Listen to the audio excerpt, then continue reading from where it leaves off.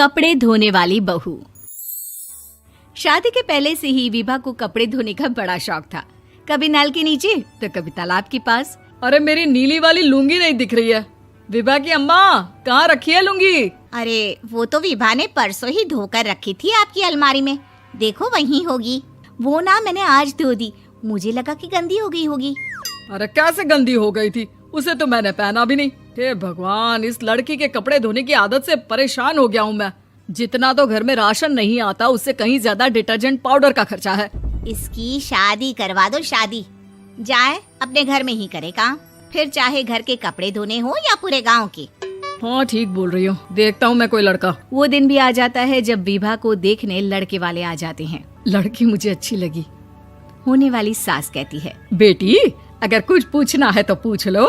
वैसे तो हमारी लड़की बहुत ही शर्मीली है, जो बोल दो वो मान लेती है, इसे क्या पूछना होगा। अरे कैसी बात कर रही हो माँ, मुझे इन लोगों के घर रहना है, सवाल तो कई है। हाँ हाँ बेटा, पूछ लो ना, क्या पूछना है। आप लोगों के घर कपड़े कौन धोता है? सास का मुंह बन जाता है।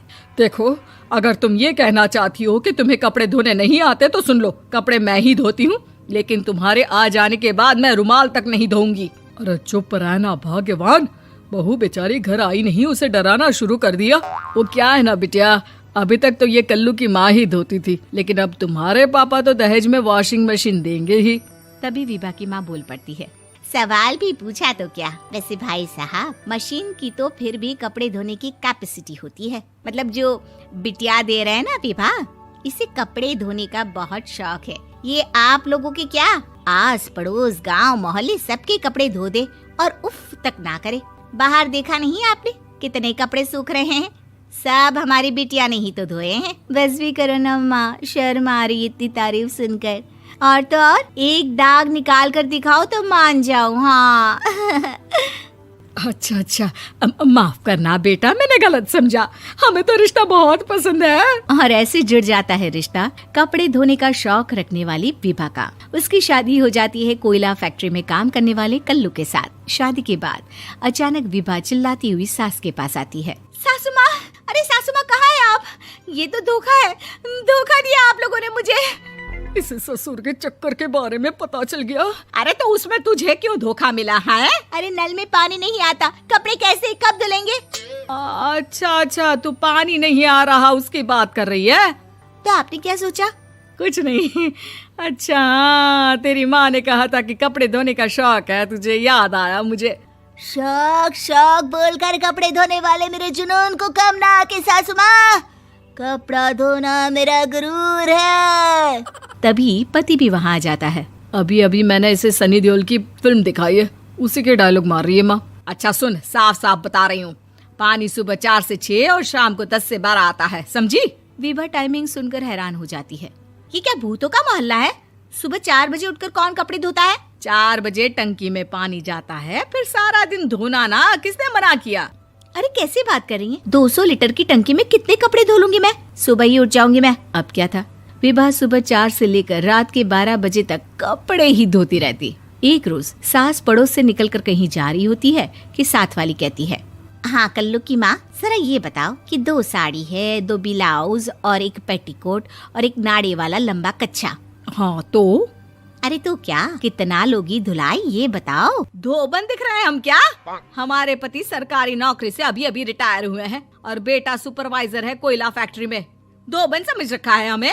हाय रे कल्लू की अम्मा, माफ कर दो, वो तो मोहल्ले में यही सब बता रहे थे कि तुमने बहू को कपड़ा धुलवाने के काम में लगा दिया है। सास को पड़ोसन की बात सुनकर गुस्सा आ जाता है। वो घर पहुंचती है जहां घर के बाहर ही इतने सारे कपड़े सूख रहे होते हैं जितने कि किसी धोबन के घर पर। अरे ओ कल्लू की दुल्हन, बाहर निकल। माँ जी यहीं आ जाओ, बाथरूम में चादर धो रहे हैं हम। अरे अभी हम धोते हैं, तुमको बाहर निकलो। ये आस पड़ोस वाले बोल रहे हैं कि हम बहू से कपड़े धुलवा कर उसे कपड़ा धोने वाली बना दिए हैं। अरे छोड़ो ना माँ जी, किन लोगों की बातों में आती हो? आस पास के लोगों का तो काम ही होता है कि वो किसी तरह सास बहू को लड़ा दे। बहू सारे घर के कपड़े धोती है, ये क्या कम है? बोलिए। सास को भी लग जाता है कि वो बहू का ये सनकीपन नहीं छुड़वा सकती, इससे अच्छा है कि खुद ही चुप हो जाए।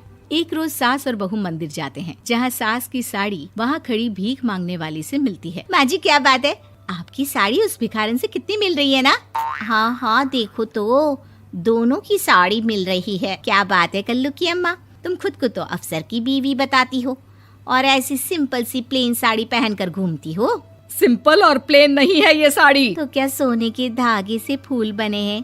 कुछ भी सासू माँ, कुछ भी। हाँ बने थे इस साड़ी में सोने के धागे से फूल। मेरे पति लेकर आए थे मद्रास से स्पेशली मेरे लिए 10,000 की। ताहे भाई साहब इस भिखारन के लिए भी सेम टू सेम साड़ी लेकर आए होंगे 10,000 की। सास उस वक्त तो कुछ नहीं कहती, लेकिन बहू के साथ घर आती है और अलमारी से एल्बम निकाल कर लाती है। ये साड़ी देख रही है, ये वही साड़ी है जिसे मैंने अभी पहना था। इस साड़ी में ये जो चमकदार फूल दिख रहे हैं ना, ये सोने के धागों से काढ़े गए हैं। लेकिन तू लोकल वॉशिंग मशीन ब्रश से घिस घिस कर सारे फूलों को निकाल कर साड़ी प्लेन कर दी।